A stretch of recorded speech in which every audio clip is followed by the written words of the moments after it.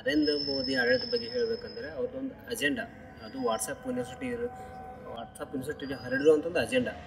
ಅದು ಯಾವುದೇ ಥರ ದೇಶಕ್ಕಾಗಲಿ ಜನಗಳಾಗಿ ಯಾವುದೂ ಮಾಡಿಲ್ಲ.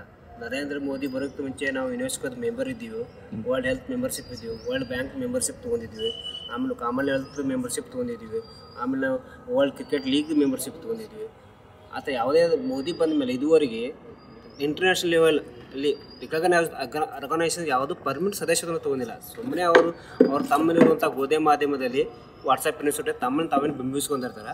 ಅವರಿಂದ ಯಾವುದೇ ನಮ್ಮ ದೇಶಕ್ಕಾಗಲಿ ನಮ್ಮ ದೇಶದ ಜನರಿಗಾಗಲಿ ಪ್ರಯೋಜನ ಇಲ್ಲ. ಅವರೊಂದು ಬಿಂಬಿತ ಒಂದು ಕಲ್ಪನೆ ರಹಿತ ಅಂದರೆ ಕಲ್ಪನೆ ಮಾಡಿರೋಂಥ ವ್ಯಕ್ತಿ ವಿನಃ ಯಾವುದೇ ಒಂದು ಅಭಿವೃದ್ಧಿ ಹರಿಕಾರ ಅಲ್ಲ.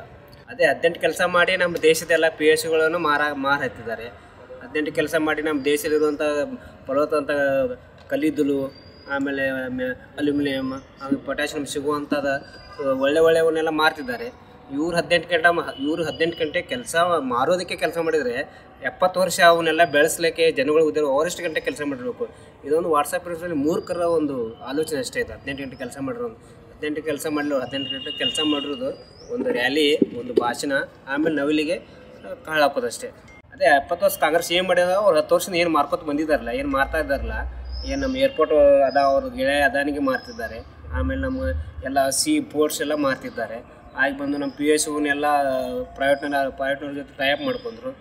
ಅಲ್ಲ ಅದೇ ಆ ರೀತಿ ಅವ್ರು ಏನು ಮಾರ್ತಿದ್ದಾರಲ್ಲ, ಅವ್ರು ಮಾರೋದನ್ನೇ 70 ವರ್ಷ ನಮ್ಮ ಹಿಂದಿನ ಸರ್ಕಾರದವರು ಅಭಿವೃದ್ಧಿ ಮಾಡಿರೋದು ಕೆಲಸಗಳು ಅಷ್ಟೇ.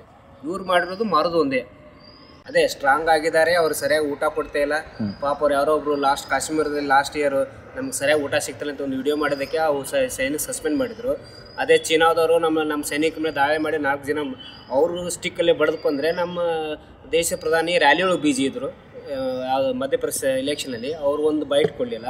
ಅದೇ ಪುಲ್ವಾಮಾ ಅವರು ಅಷ್ಟು ಇಲ್ಲದ್ರೆ ಪುಲ್ವಾಮಾ ಅಟ್ಯಾಕ್ ಆಗಿ 400 kg ಅಟ್ಯಾಕ್ಸ್ ಬಂದು ಪುಲ್ವಾಮಾ 48 ನಮ್ಮ ಸೈನಿಕರು ಇಲ್ಲಿವರೆಗೂ ಒಂದು 5 ವರ್ಷ ಆದ್ರೂ ಅವ್ರು ಯಾರು ಮಾಡಿದ್ದಾರೆ ಏನೋ ಒಂದು ಸಣ್ಣ ತನಿಖೆ ಮಾಡೋಕ್ಕಾಗಿಲ್ಲ ಅವರಿಗೆ. ಅವ್ರ ಸೈನಿಕರಿಗೆ ಏನು ಮಾಡ್ತಾರೆ, ಅವರು ಸುಮ್ಮನೆ ಒಂದು ಅಜೆಂಡಾ, ಜನ ಮನೋಭಾವನೆ ಕ್ರಿಯೇಟ್ ಮಾಡೋದು. ನಾವು ಸಂದರ್ಭ ತಕ್ಕಂಗೆ ನಾವು ಸೈನಿಕ ಪರವಾಗಿದ್ದೀವಿ, ಸಂದರ್ಭ ತಕ್ಕ ರೈತರ ಪರವಾಗಿದ್ದೀವಿ, ಸಂದರ್ಭ ಕಾರ್ಮಿಕ ಪರವಾಗಿದ್ದೀವಿ. ನಮಗೇನು ಓಟ್ ಬೇಕು ಆ ಸಂದರ್ಭ ತಕ್ಕಂಗೆ ಬದಲಿಸುವಂಥ ಒಂದು ಊಸುರುಳಿ. ನಮ್ಮ ಕರ್ನಾಟಕದವ್ರಿಗೆ ಗಲಾಟೆ ಮಾಡೋದು ನಮ್ಮ ತೆರಿಗೆ ನಮ್ಮ ಹಕ್ಕು, ನಾವು ಕೊಟ್ಟಿರೋದಲ್ಲಿ ನಮ್ಗೆ ಕೊಡಿ ಅಂತ ಕೇಳ್ತಿದ್ವು ಅಷ್ಟೇ. ಅದು ನಾವು ಕೊಟ್ಟಿರೋದು ವರ್ಷಕ್ಕೆ 4,30,000 ಕೋಟಿ ನಾವು ದುಡ್ಡು ಅವ್ರು ಕೊಡ್ತೀವಿ. ನಮ್ಗೆ ರಿಟರ್ನ್ ಅವ್ರು ಕೊಡೋದು ಇನ್ನು ಹಿಂದ್ಗಡೆಯಿಂದ ಬಂದಿರೋಂಥ ಆಯೋಗದಿಂದ ಚೇಂಜ್ ಆಗಿಲ್ಲ. ಹಿಂದ್ಗಡೆ ಬಂದಿರೋದು 50,000 ಕೋಟಿ, ಅದು ಕೊಡೋಕೆ ರೆಡಿ ಇಲ್ಲ. ಅದರಲ್ಲಿ ಈ ಸೀತಾರಾಮನ್ ಹೇಳ್ತಾರೆ, ನಮ್ಮ ರಾಜ್ಯದಿಂದ ಆಯ್ಕೆ ಆಗೋದು ರಾಜ್ಯಸಭೆ ಮೆಂಬರ್ ಸೀತಾರಾಮನ್ ಹೇಳ್ತಾರೆ ನಾವು ದುಡ್ಡು ಕೊಟ್ಟಿವಿ ಅಂತೇಳಿ. ಅವರೇ ಆವಾಗ ಅವ್ರದ್ದು ಕಮಿಷನ್ ಹೇಳೈತೆ ನಾವು ಯಾವುದೇ ರಾಜ್ಯ ಸರ್ಕಾರಕ್ಕೆ ದುಡ್ಡು ಮಾಡಲಿಲ್ಲ ಅಂತೇಳಿ. ನಮ್ಮ ರಾಜ್ಯ ಸರ್ಕಾರದವರು ನಮ್ಮ ಮುಖ್ಯಮಂತ್ರಿ, ಉಪಮುಖ್ಯಮಂತ್ರಿ ಸುಪ್ರೀಂ ಕೋರ್ಟ್ಗೆ ಹೋಗಿ ಅಲ್ಲಿ ಅಫಿಡೇವಿಟ್ ಅಪ್ಲೈ ಮಾಡಿ ಅವ್ರು ಸುಪ್ರೀಂ ಕೋರ್ಟ್ ಚೀಮಾರಿ ಹಾಕಿದ ಮೇಲೆ ನಮ್ಮ ರಾಜ್ಯಕ್ಕೆ ಅದು 3,000 ಕೋಟಿ ಕೊಟ್ಟಿದ್ದಾರೆ.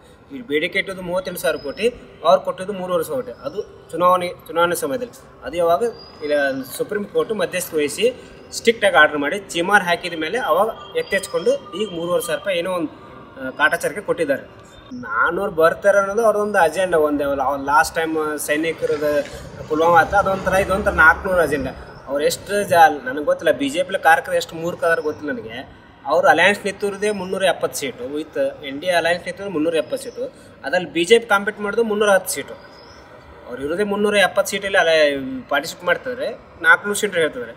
ಅದು 400 ಸೀಟಲ್ಲಿ ಅವರು ಅಂದರೆ ಕೌಂಟ್ ಮಾಡೋದು ಮಧ್ಯಪ್ರದೇಶ, ರಾಜಸ್ಥಾನ, ಡೆಲ್ಲಿ, ನಮ್ಮ ಮಹಾರಾಷ್ಟ್ರ, ಕರ್ನಾಟಕ, ಇವು ಲಾಸ್ಟ್ ಟೈಮ್ ಔಟ್ ಅಂದರೆ 28ಗೂ ಮಹಾರಾಷ್ಟ್ರ 42ಕ್ಕೂ, MP 25ಗೆ 25, UP 85ಕ್ಕೆ 80 ಸೀಟ್ಗಿದ್ದಾರೆ.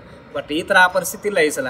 ಅವ್ರು ಅಷ್ಟು ಗೆದ್ದರು ಆಲ್ಮೋಸ್ಟ್ ಅಲ್ಲಿ ಒಂದು ನಮ್ಮ ರಾಹುಲ್ ಗಾಂಧಿ ಪ್ರಿಡಿಕ್ಷನ್ ಪ್ರಕಾರ 120 to 160 ಒಳಗೆ ಅಷ್ಟೇ ಬರ್ಬೋದು ಅವರು ವಿತ್ ಅಲಯನ್ಸ್, NDA ಅಲಯನ್ಸ್. ಅಷ್ಟೇನು ಬರಲ್ಲ, 400 ಬರಲ್ಲ. ಈ ಸಲ 400 ಪಾರಲ್ಲ. ಈ ಸಲ ಅವ್ರು ಅಧಿಕಾರದಿಂದ ಪಾರಾಗೋದು ಪಕ್ಕ ಇದೆ.